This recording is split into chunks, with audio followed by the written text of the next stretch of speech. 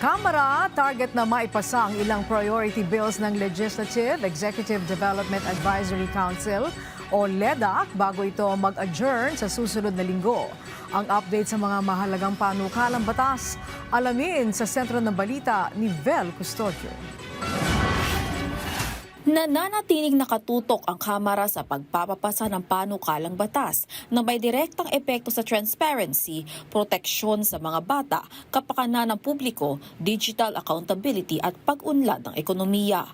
Sa ngayon, 36 ang panukalang batas na ilusot sa third and final reading, kabilang dyan ang panukalang itaas ang retirement age ng Philippine National Police mula 56 ay gagawing 57, nakapareho ng naunang batas sa retirement age ng Armed Forces of the Philippines. Layunin nitong mapakinabangan ang kakayahan ng mga pulis, palakasin ang stability at leadership sa hanay ng law enforcement. Samantala, nasa 29 naman ang mga panukalang na nasa second reading na, kabilang ang 5 priority bills ng Legislative Executive Development Advisory Council o LEDAC. Ayon kay House Speaker Faustino Boji D. III, patuloy nilang tututukan ang mga panukala sa nalalabing araw ng sesyon ng Kamara hanggang June 5. Kabilang sa mga naipasa sa ikalawang pagbasa sa plenaryo ng Kamara kahapon ang House Bill No. 9257 na LEDAC Priority Measure na layong amyendahan ang Bases Conversion and Development Act of 1992 sa pamamagitan ng pagdedeklara ng ilang bahagi ng mga lupain ng BCDA bilang alienable at disposable na sasailalim sa masusing pagpaplano at pag-aproba ng Pangulo.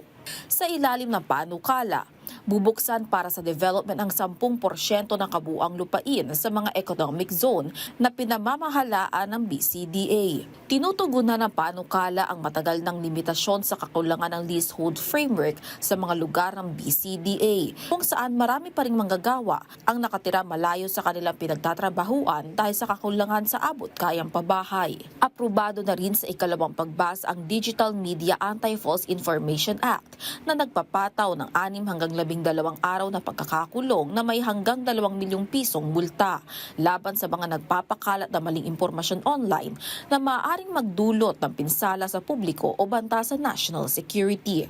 Ayon kay Majority Leader Sandro Marcos, kasabay ng pagprotekta sa freedom of expression ay ang pagtitiyak na may pananagutan ang mga sadyang nagpapakalat ng mapanirang kasinungalingan.